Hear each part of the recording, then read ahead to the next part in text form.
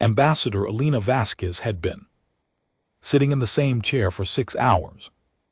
The negotiation room on Galactic Council Station Harmony 7 was designed to accommodate 12 different species, which meant the temperature was slightly too cold for humans. The air had a faint metallic taste, and the chairs were not quite the right shape. Elena had stopped noticing these discomforts months ago. Across the translucent table sat Ambassador Keller of the Zerati Collective. He was a large being, nearly 8 feet tall, even while seated, with thick gray skin that resembled stone and 4 arms that he used for constant dramatic gestures. For the past 6 months, the Zerati had been pushing human colony borders, sending mining vessels into clearly marked human territory and claiming it was all unfortunate mistakes in their navigation systems. Elena knew better. Everyone in this room knew better. The mineral rights to the Kepler 442 system are clearly established, Elena said for what felt like the 100th time. Her voice remained calm and professional. The Terrestrial Survey Corps registered those claims 40 years ago. Your vessels are in violation of the Harmony Accords. K. Thor made a sound like grinding rocks, his species' version of laughter. Your kind hides behind papers and old agreements. The strong take what they need. Perhaps humans are simply too soft to hold what they claim. 2 of his aides made similar grinding sounds. Elena noticed the other species representatives at the table, the insected Cathar and the floating Lumini, exchanged quick glances with each other. There was something in those glances, but Elena was too focused on the negotiation to analyze it. We prefer diplomacy to conflict, Elena replied. That's not softness, that's civilization. Civilization, Keller repeated, his translator giving the word a mocking tone. Yes, humans are very civilized. You talk and talk and talk, you file complaints, you hold meetings. He leaned forward, his massive frame casting a shadow across the table. You do everything except act. Elena felt a small pulse of irritation in her chest, but kept her expression neutral. She had been a diplomat for 23 years.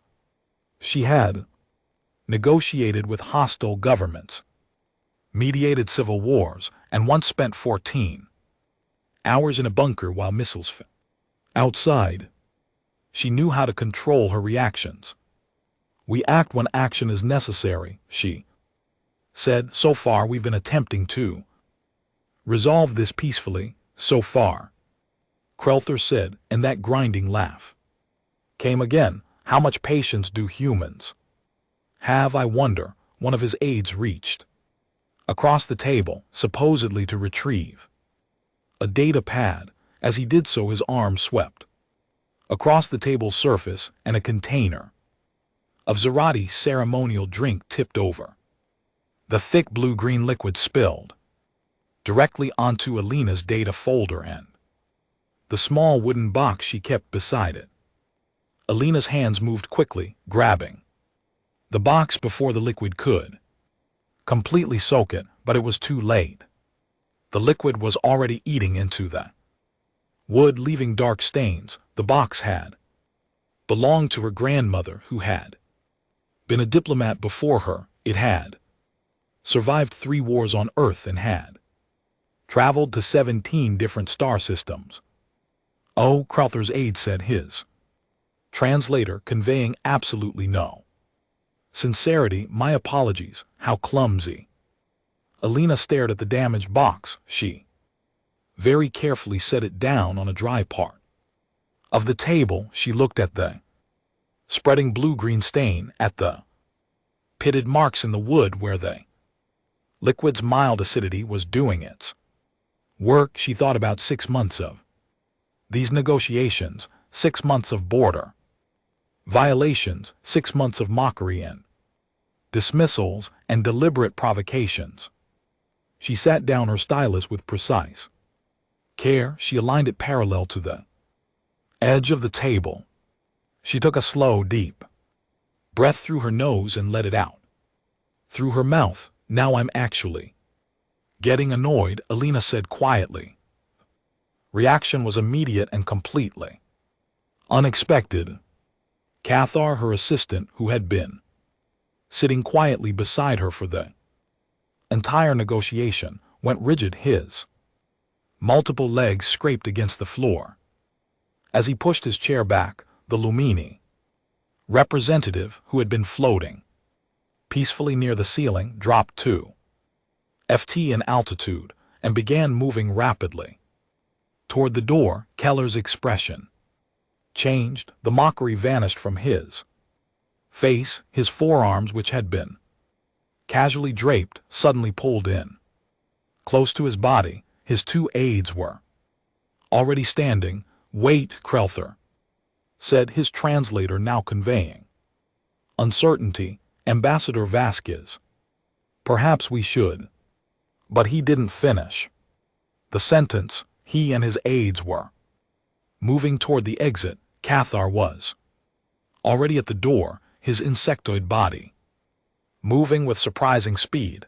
The Lumini was already gone, having passed through the door's energy field at maximum velocity. Within 30 seconds, Alina was alone in the negotiation room. She sat in her chair, looking at the 3 empty seats across from her, then at the door where everyone had vanished. The room's environmental systems hummed quietly. Notification blinked on the wall screen, indicating the session had been suspended. What just happened? Alina said aloud to the empty room. She looked down at her grandmother's box, at the stain that was still spreading slowly across the wood. She felt annoyed, yes, but she had been far more angry in other negotiations. She had once told Warlord exactly what she thought of his policies regarding civilian populations, and she had used significantly stronger language than actually getting annoyed. Her communicator buzzed. It was Cathar, her assistant, the being who had worked with her for 3 years and had never shown fear of anything. Ambassador Cathar's voice came through, and there was a tremor in it. Please confirm you are not mobilizing. Mobilizing, Alina said, confused. Mobilizing what? I'm still sitting in the negotiation room. Everyone else ran away. Yes, Cathar said, standard procedure. Ambassador, with respect, I need to file an official report. Did you just issue a Category 7 escalation statement? A what? Helena stood up, grabbing her damaged box and her data pad. Cathar, I have no idea what you're talking about. I said I was getting annoyed because they've been violating our borders for months and just destroyed a family heirloom. I think annoyance is a pretty reasonable response. There was a long pause on the communicator.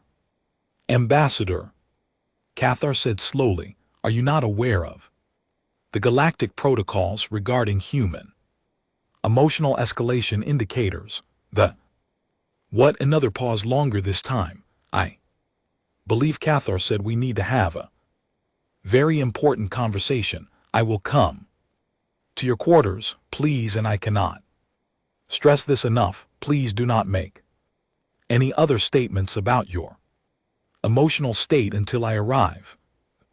Communicator went silent. Alina stood in the empty negotiation room, holding her grandmother's stained box, trying to understand what had just happened. Through the room's large window, she could see the station's main corridor. Beings of various species were moving quickly, many of them looking back over their shoulders or whatever appendages served that purpose for their anatomy.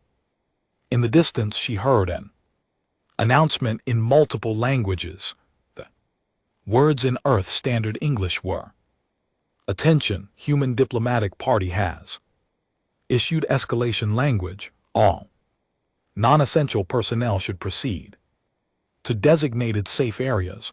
This is not a drill." Elena looked down at her box again, then back at the corridor where aliens were evacuating. "I just said I was annoyed," she muttered.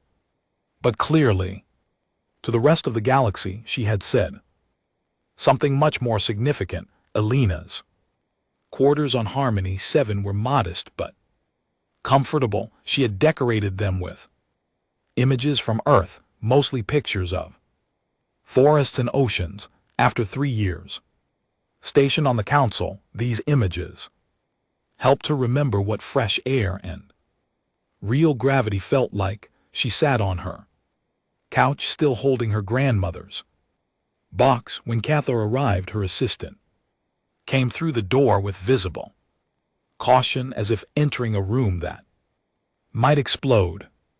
His multiple eyes scanned the space before he entered fully. "Cathar," Elena said, "please tell me what's happening. The station corridors are half empty, and I'm getting reports that the ZRI delegation has requested emergency transport off the station." Cathar settled into the chair designed for his species, his legs folding in that precise way insects had. He was silent for a moment, his mandibles clicking in what Elena had learned was his species' version of deep thought. "Ambassador," he began carefully, "how much do you know about the Krell War?" Elena frowned. "The Krell War, that was decades ago. Before my time. It was humanity's first real conflict with another space faring species." She searched her memory for details. "The Kree Empire attacked human colonies. The war lasted, I think, about a month. Earth won decisively and the Kree Empire collapsed. It's why humans got a permanent seat on the Galactic Council." 3 weeks, Cathar corrected. "The war lasted 3 weeks, but the events leading to it lasted much longer." He paused. "Do you know why the Krell attacked?" "They wanted Earth's territory. They thought humans were weak." "Yes," Cathar said, "but do you know why they thought humans were weak?" Elena shook her head. Cathar's antenna twitched. "Because humans had been patient with them for months before the war. The Krell had been testing human boundaries, small violations, border incidents, attacks on merchant vessels. Each time the human response was measured. Diplomatic humans filed complaints, requested meetings, offered compromises. That's proper procedure." Elena said, "That's how civilized species handle disputes." "Yes," Cathar agreed. "But the Krell interpreted human patience as weakness. They believed any species that talked so much and fought so little must be soft, easy prey." He leaned forward slightly. "The Krell commander made a particular mistake. He captured a human diplomatic vessel. The passengers were not military, just civilians and diplomats traveling between colonies." Elena felt a cold sensation in her stomach. She was starting to see where this was going. The human commander at the time was Admiral Sarah Chen. She requested the passengers be returned. The Krell commander refused and issued an ultimatum. Admiral Chen repeated her request 6 times over 3 days. On the 7th day, the Krell commander sent back a message mocking human weakness. He asked how much patience humans truly had. Cathar's voice became very quiet. Admiral Chen's response was 3 sentences long. The first sentence accepted the Kree Empire's choice to proceed with hostilities. The second outlined the formal declaration of war. The third sentence was, "Now I'm actually getting annoyed." Alina's eyes widened. "That's the exact phrase you use." "Today, yes." Cathar pulled out a small holographic projector. Images appeared. In the air between them, star maps, ship movements, battle formations. What the Krell didn't know was that during those months of patience, humans had been studying them, every ship movement, every communication, every tactical pattern. Human intelligence services had infiltrated Krell networks. Human scientists had analyzed Krell technology and found its weaknesses.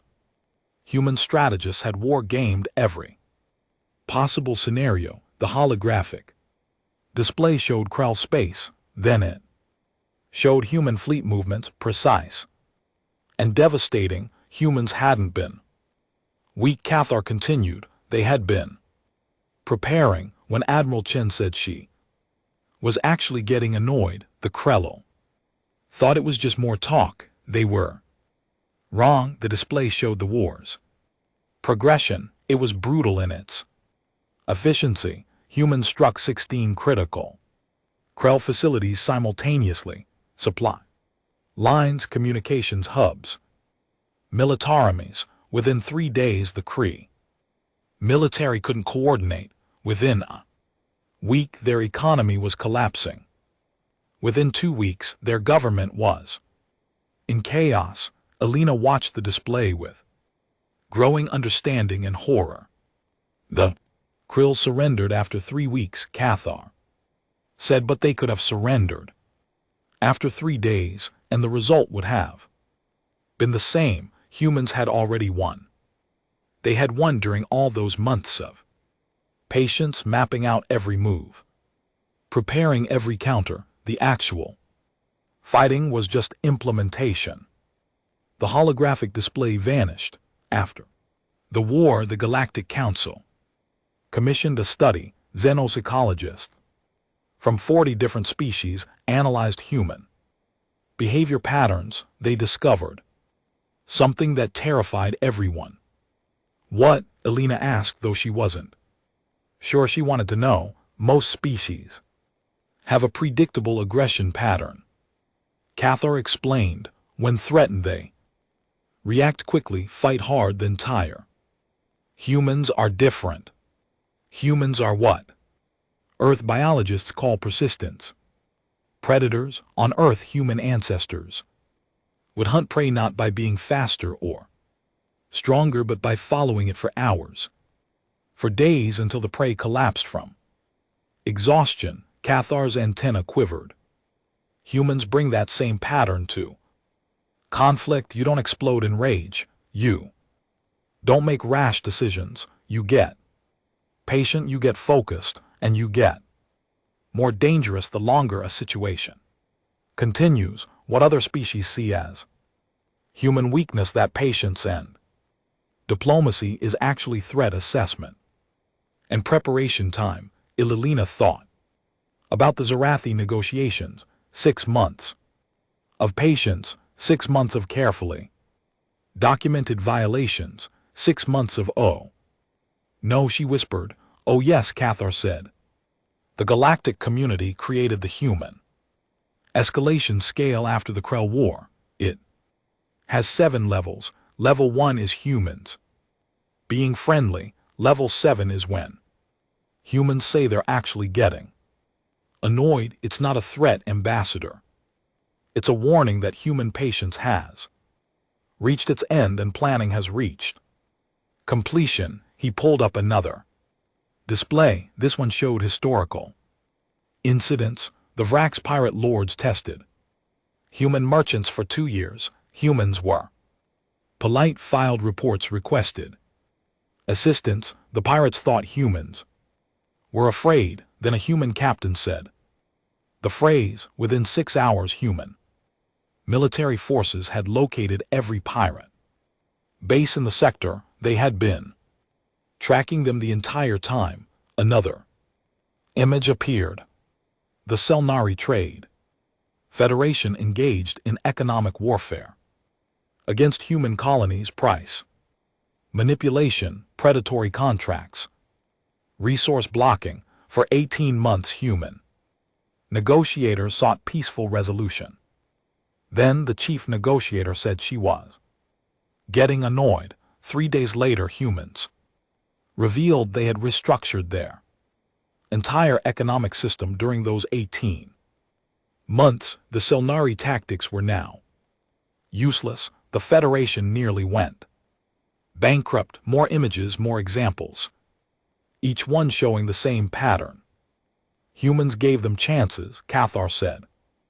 Lots of chances, but while giving those chances, humans were studying, planning, preparing. By the time humans announce annoyance, they've already won. The opponent just doesn't know it yet. Elena set down her grandmother's box carefully. So when I said I was getting annoyed, the entire galaxy heard that.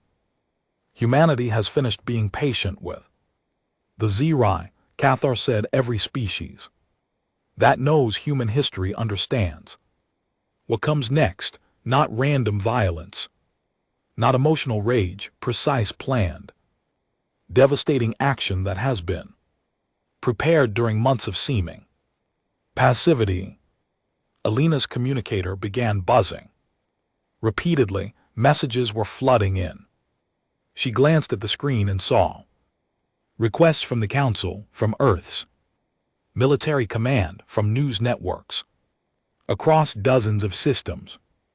Cathar, she said slowly, I wasn't planning anything. I was just annoyed about my grandmother's box. Her assistant looked at her with all 6 of his eyes. Ambassador, he said gently, do you really think Earth's government hasn't been planning? Do you think Earth's military hasn't been watching the Zerothi violations for 6 months? The only reason you weren't aware of those plans is because you were busy keeping the Zerothi talking, giving Earth time to prepare. Elena's hands felt cold. What have I done? Your job, Cathar said. Quietly, you kept them distracted while your species got ready. Now, whether you intended to or not, you've told the galaxy that preparation time is over. Outside her window, Elena could see ships beginning to leave the station. The evacuation was expanding. At Galactic University on the neutral world of Axios Prime, Professor Threnik was teaching his usual class on xenopsychology when his assistant interrupted.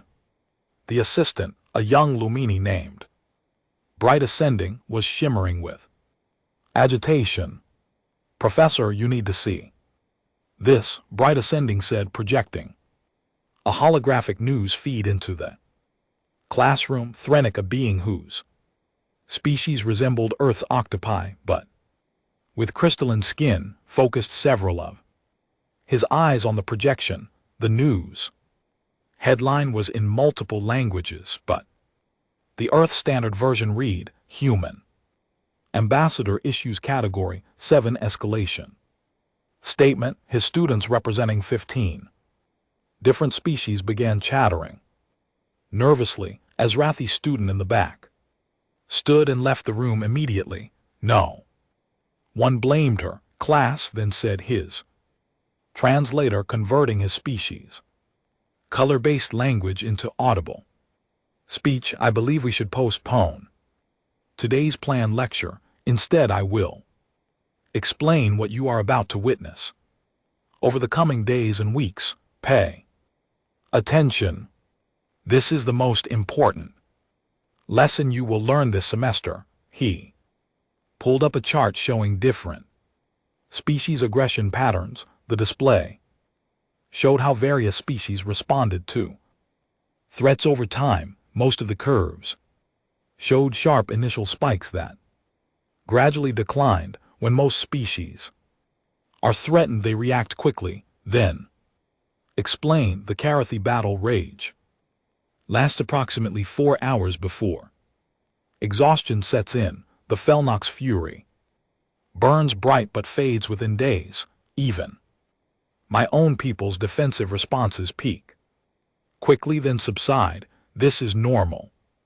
This is natural. This is how evolution shaped most intelligent species. He pulled up another curve. This one was different. It started low and gradually increased, never seeming to peak. This is human aggression over time.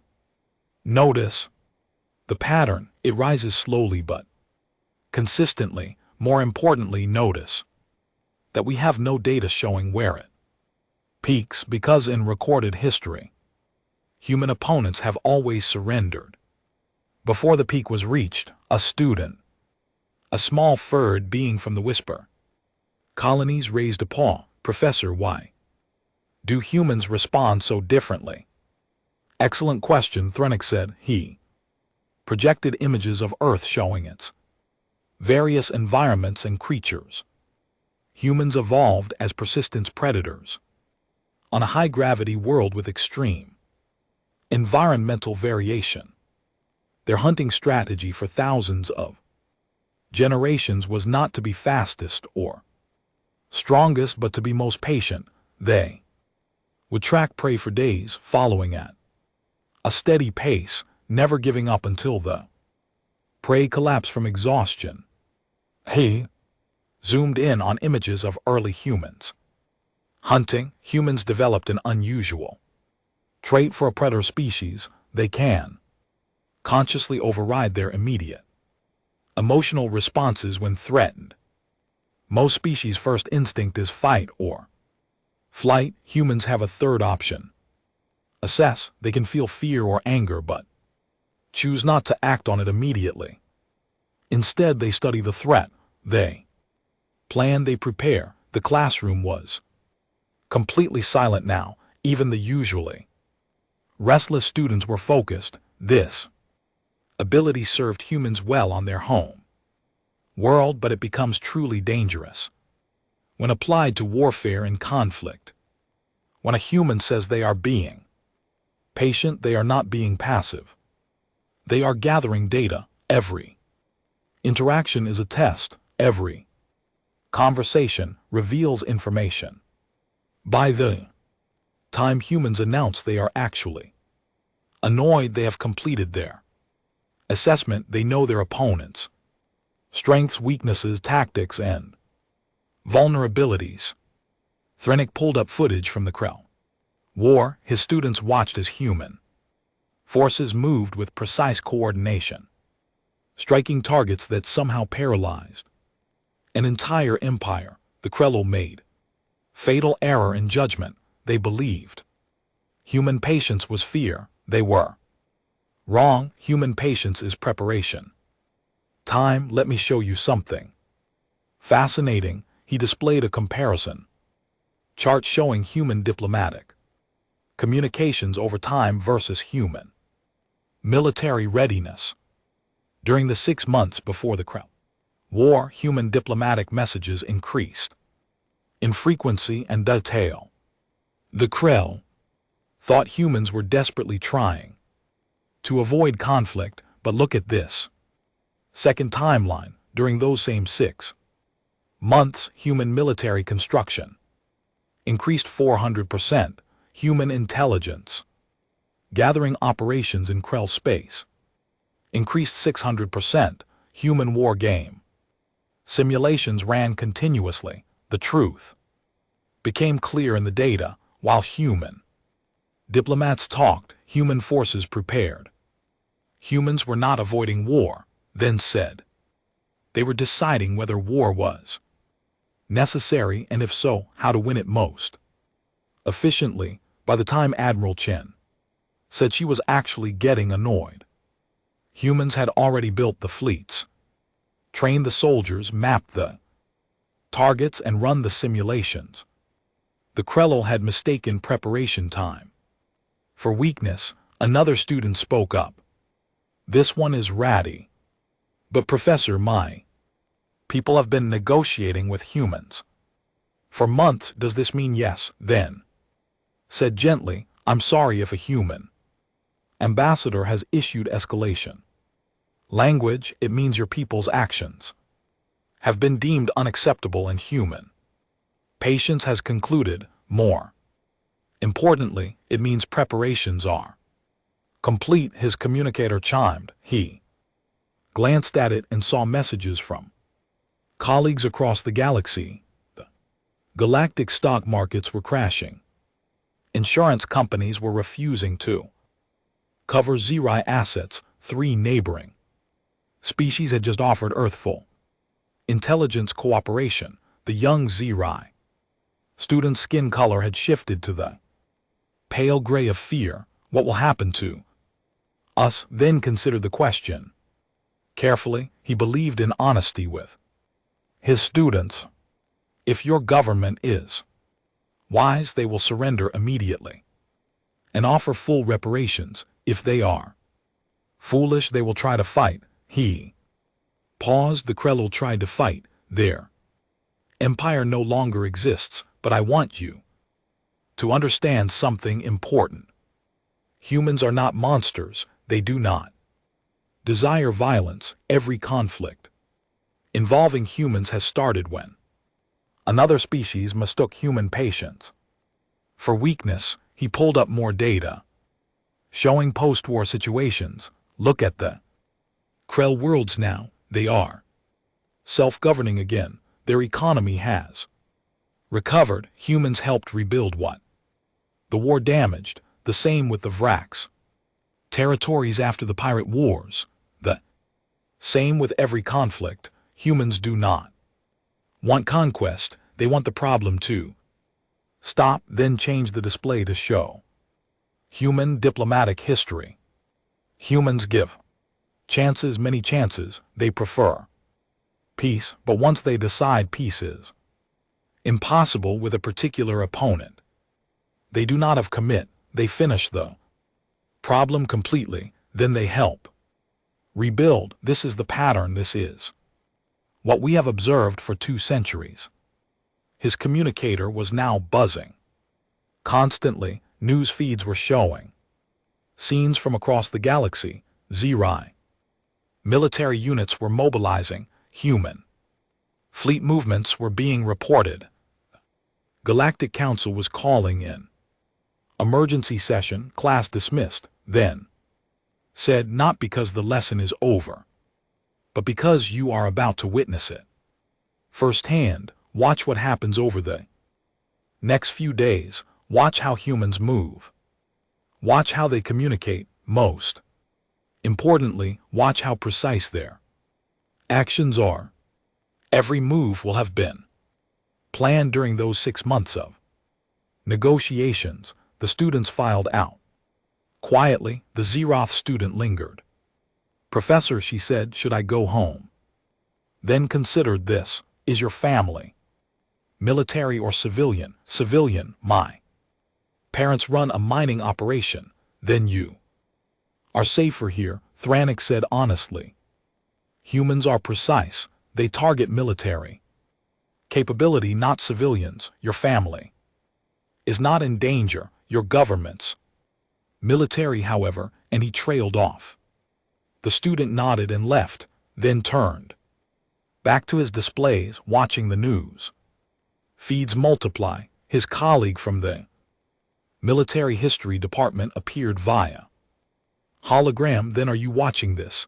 I am. How long do you think the Zerati have? Then pulled up his models. They ones based on 2 centuries of human conflict patterns. He ran the calculations. If they surrender immediately, they survive intact. If they try to fight, he checked the numbers again. 2 weeks, perhaps 3. If they're very good at hiding, and if they do something stupid like attack a human civilian target. Thennic's skin color shifted to the dark blue of deep concern. Then may the universe have mercy on them, because humans will have none. Across the galaxy, similar conversations were happening. Military analysts were pulling up old human conflict data. Insurance brokers were canceling policies. news networks were running historical documentaries about the Krell War, and everyone who knew human history was taking the same actions, getting out of the way and hoping the Zirathi would be smart enough to surrender quickly, because when humans said they were actually getting annoyed, the intelligent response was not to fight, it was to apologize, fix the problem, and hope for mercy. Zirai were about to learn this lesson the hard way. The Zirai High Command Chamber was carved from solid stone deep beneath their home world's surface. 17 military leaders sat around a circular table, their gray skin showing stress patterns of dark ridges and pale valleys. Supreme Commander Rothk stood at the center, his forearms gesturing with agitation. "This is unacceptable," he growled. "One human says she is annoyed, and the entire galaxy treats it like a declaration of war. We are the Zirathi. We have conquered 40 star systems. We will not be intimidated by primates who only left their home world 2 centuries ago." Around the table, reactions were mixed. Half the commanders showed agreement, their skin patterns matching Ziroth's aggressive posture. The other half showed caution, their patterns muted and controlled. Defense Coordinator Krelnoth, who had been the ambassador meeting with Alina, spoke carefully. "Supreme Commander, I was there. I saw her expression. The humans have been patient, yes, but that patience was weakness." Ziroth interrupted. "Nothing more. They file complaints and hold meetings because they fear real conflict. We have tested them for months and they have done nothing but talk. That is what concerns me," Kriln said. 6 months of perfect documentation, 6 months of measured responses, 6 months of humans watching everything we did. "Supreme Commander, I recommend immediate diplomatic overtures. The historical precedent, the Krell were weak," another commander said. "Their empire was already rotting from within. The humans simply took advantage." Kriln's forearms spread in a gesture of frustration. "The Krell had twice our military capacity. They fell in 3 weeks. Then they were incompetent." Zirothkol said firmly. "We are not. I say we show these humans that patience is not a virtue when dealing with the Zirathi. We strike first, strike hard, and show the galaxy that human threats are empty." The vote was split. 9 commanders supported immediate military action. 8 urged diplomatic solutions. In Zirathi culture, the Supreme Commander's preference broke ties. "We strike," Zirothkol declared. "Target the human agricultural colony at Kepler 442c. Minimal military presence, maximum symbolic value. We show them that their patience has gained them nothing but a weaker position." Karnoth left the chamber feeling sick. He immediately sent an encrypted message to his family telling them to leave the home world. He suspected they would not be the only refugees soon. The Zirai attack fleet consisted of 12 warships, more than enough to overwhelm a farming colony. They jumped into the Kepler 442 system with weapons armed and intentions clear. The colony's automated defense grid responded, but it was designed to handle pirates and asteroids, not a military assault. The attack lasted 4 hours. The Zirathi disabled the defense grid, destroyed the colony's communications array, and bombarded 3 farming settlements. 217 humans died. Most were families, some were children. When news of the attack reached Earth, the response was not what the Zirai expected. There was no immediate military mobilization, no threats, no ultimatums. Instead, there was silence for 6 hours. Earth's government said nothing. Galactic news networks filled the void. With speculation, analysts debated whether humans would actually retaliate, or if this proved the Ziyarathi right. About human weakness, then Admiral James Chen appeared on every major network. Simultaneously, he was a small man by human standards, barely 5'12" ft tall with gray hair and a face marked by smile lines. He looked like someone's grandfather. He was smiling now, a warm, genuine smile that reached his eyes. "Good afternoon," Admiral Chen said pleasantly. "I want to address the recent actions by the Ziyarathi Collective. Approximately 4 hours ago, Ziyarathi military forces attacked the civilian colony at Kepler 4042C. 217 people were killed, 38 were children under the age of 12. His smile never wavered. In response to this action, the Terran Defense Force is now implementing pre-authorized contingency plans. We want to assure all spacefaring species that this operation will be conducted with precision and care. Civilian populations in Ziyarathi space are not targets and will not be harmed. However, the Ziyarathi military capacity to threaten human lives must be and will be eliminated.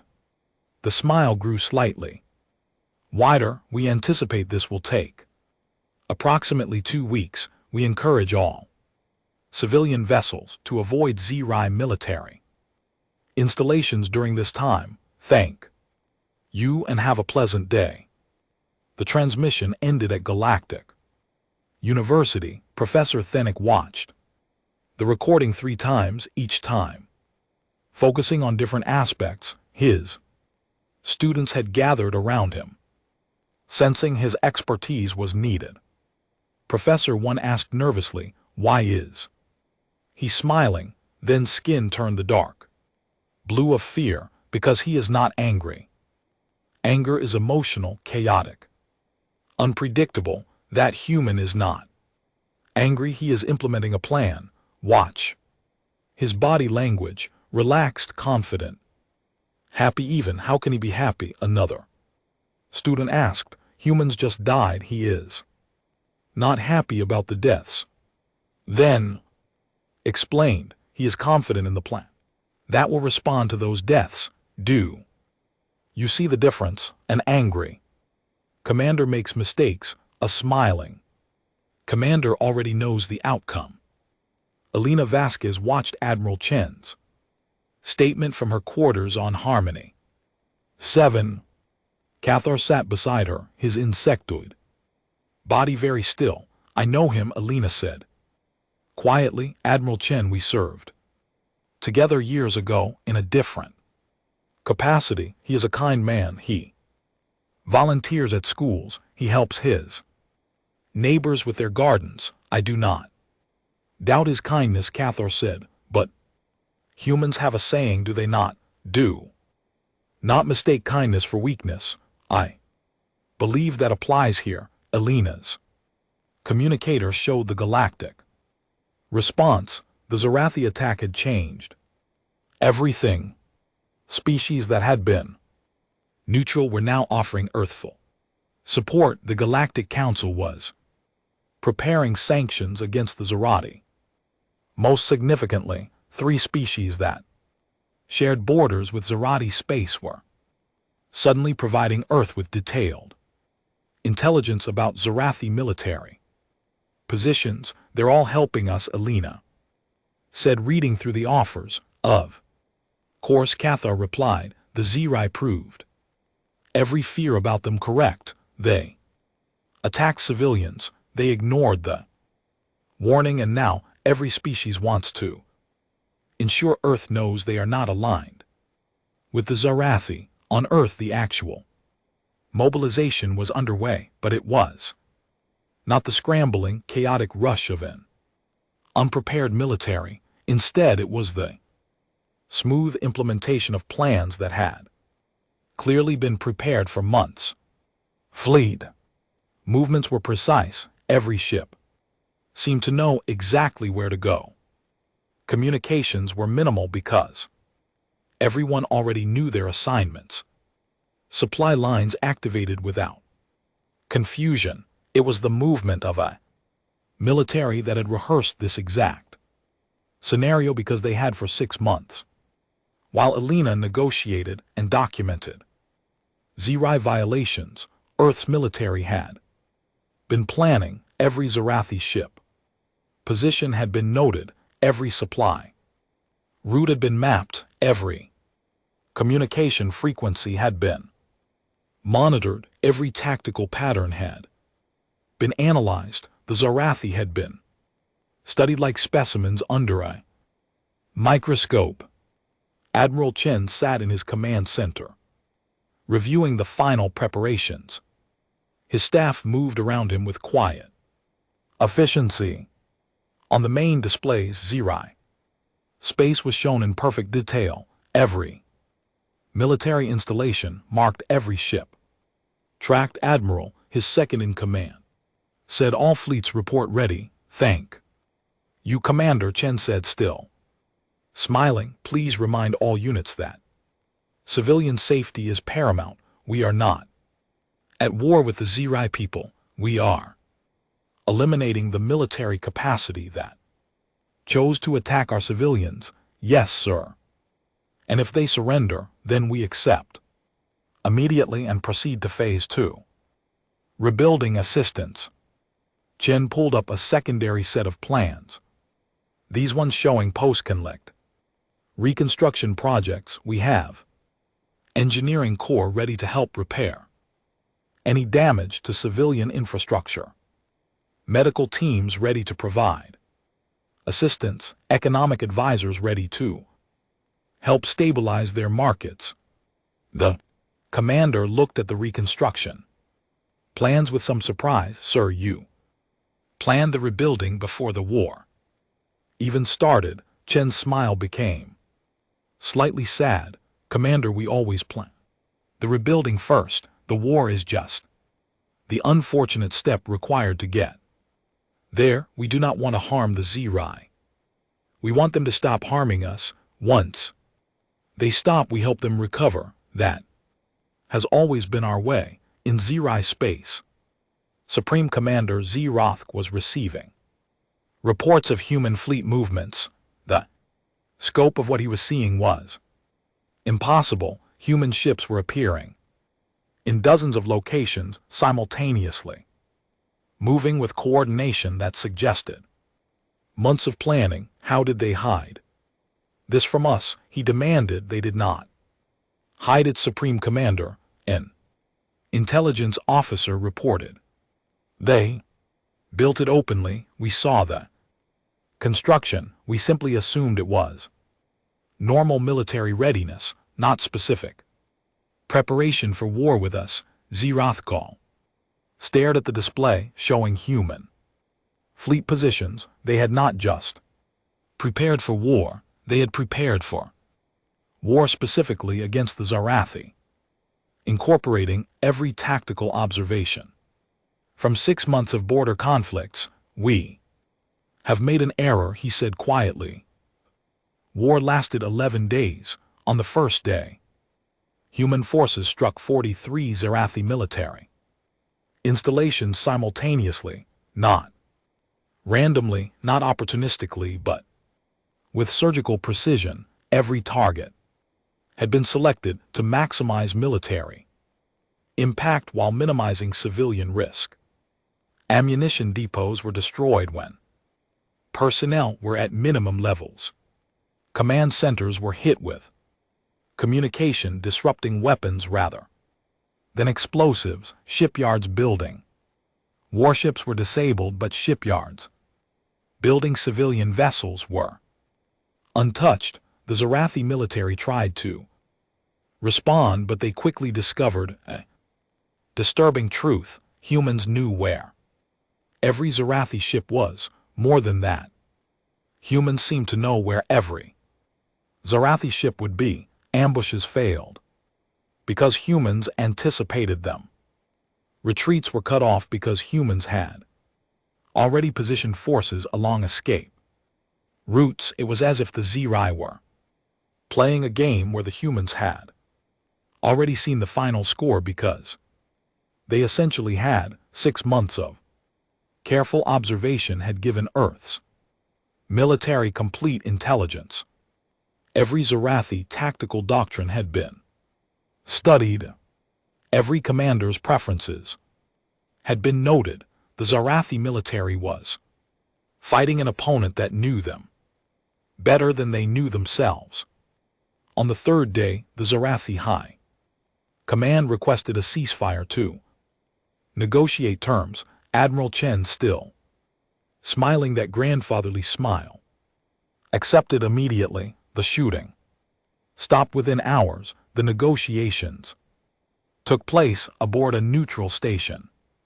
Admiral Chen led the human delegation personally. Supreme Commander Zroth, looking significantly less confident than he had 11 days earlier, led the Zarathi. You planned all of this, Zroth said, his translator giving his words a tone of defeated realization. The 6 months of negotiations, the patience, the documentation, all of it was preparation time. Yes, Admiral, Chen said simply. We hoped it would not be necessary. We genuinely preferred peaceful resolution, but we prepared for the possibility that your government would choose violence. Why give us so many chances? Sarathal asked. You could have struck months ago when we first violated your borders. Why wait? Chen was quiet for a moment, considering his answer carefully. Because we do not want to be at war, he said finally. War is expensive. People die. Resources are destroyed. Families suffer. We avoid it if we possibly can. Those 6 months were not just preparation time for us. They were opportunity time for you. Every day you could have chosen differently.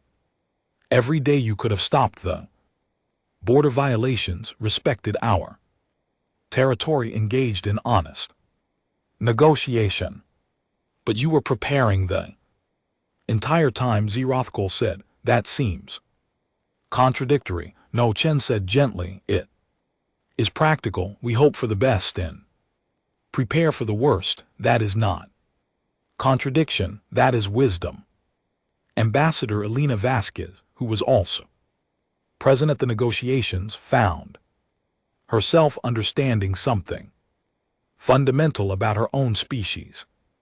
Humans were not naturally aggressive, but they were naturally thorough. The same patience that made them good diplomats made them dangerous opponents. Because patience meant time, and time meant preparation. The peace terms were surprisingly generous. The Zri military would be reduced but not eliminated. War reparations would be paid but structured so as not to destroy the Zarathi economy. Most significantly, Earth offered immediate humanitarian assistance to repair damage done during the 11-day war. Zikao looked at the terms with suspicion. Why would you help us rebuild? We attacked you because we are not fighting the Zai people, Chen explained. We were fighting a military and government that chose to attack our civilians. The Zri citizens did not make that choice. They should not suffer for their leaders' decisions more than necessary. Within weeks, human engineering teams were working alongside Zarathi civilians to repair damaged facilities. Human medical personnel treated Zarathi wounded with the same care as human wounded. Human economic advisors helped restructure Zarathi trade to be sustainable without military expansion. The galaxy watched in fascination. This was the pattern. This was what humans did. They gave chances. Many chances. When those chances ran out, they acted with devastating precision, and then once the threat was neutralized, they helped rebuild. 6 months after the war ended, the Galactic Council held a special session. Ambassador Elena Vasquez stood at the central podium addressing representatives from hundreds of worlds. I want to explain something about my species, Elena began, something that I only fully understood recently. Despite being human myself, we are not quick to anger, we are not eager for conflict. But please do not mistake our patience for weakness or our diplomacy for fear. She pulled up displays showing human evolutionary history, the same information Professor Threen had shown his students. We evolved as persistence predators. Our ancestors survived not by being the strongest or fastest, but by being the most patient and thorough. When we hunt, we study. When we plan, we are detailed. When we make decisions, we consider long-term consequences. The council chamber was completely silent. Every representative was paying attention. When we negotiate, we are genuinely seeking peaceful resolution. But we are also learning, observing, understanding. If you negotiate with humans in good faith, you will find us reasonable and fair. If you negotiate with humans in bad faith, believing our patience is weakness, you will eventually discover the truth. Elena thought about her grandmother's box sitting on her desk, still stained but now carefully repaired. That box had survived wars and peace, representing generations of diplomats who preferred talk to violence, but it also represented something else, the human ability to value things over time, to remember, to prepare. That phrase that caused all this, Elena continued, the phrase about being actually annoyed. It is not a threat. It is not bravado. It is a simple statement of fact. Humans give many chances because we understand that conflicts can be resolved peacefully, but when we say we are actually annoyed, we are communicating that those chances have been exhausted and alternatives have been prepared. She looked directly at the Zerai delegation, where Krelnoth now sat as Supreme Commander. Zeroth had retired after the war. His career ended by his catastrophic miscalculation. We do not want other species to fear us, Elena said. We want them to understand us. We are patient, but our patience has limits. We are kind, but our kindness should not be mistaken for inability to act. We prefer peace, but we prepare for war. This is not contradiction. This is how we survived on our home world, and it is how we interact with the galaxy. The council session ended with new protocols being established. The human escalation scale was officially recognized and taught in diplomatic schools across the galaxy. Species learned to recognize the signs, increasing human documentation, unusually specific questions during negotiations. Human military readiness increases. During diplomatic talks, these were not signs of impending aggression. They were signs that humans were preparing alternatives while hoping those alternatives would not be needed. 5 years after what became known as the Zerathi incident, Professor Thenick was teaching a new group of students, a young alien recently arrived from a species that had only recently achieved space travel, raised a tentacle. Professor, I do not understand. If humans are so dangerous, why does everyone want to trade with them? Why do We have diplomatic missions to Earth. Why are they so popular? Then skin color shifted to warm yellow, the color of satisfaction with a good question. Because young one, humans are only dangerous to those who threaten them or their allies. If you approach humans honestly, if you respect their boundaries, if you negotiate in good faith, you will find them to be among the most reliable and generous species in the galaxy. Humans are excellent friends and terrible enemies. The choice of which you encounter is entirely up to you. He pulled up statistics showing human trade relationships, diplomatic successes, and cultural exchanges. Humans were involved in more peaceful initiatives than any other species. They shared technology freely. They provided humanitarian aid without expecting military alliances in return. They were good neighbors. Humans teach us an important lesson, then continued. Patience is not the same as passivity.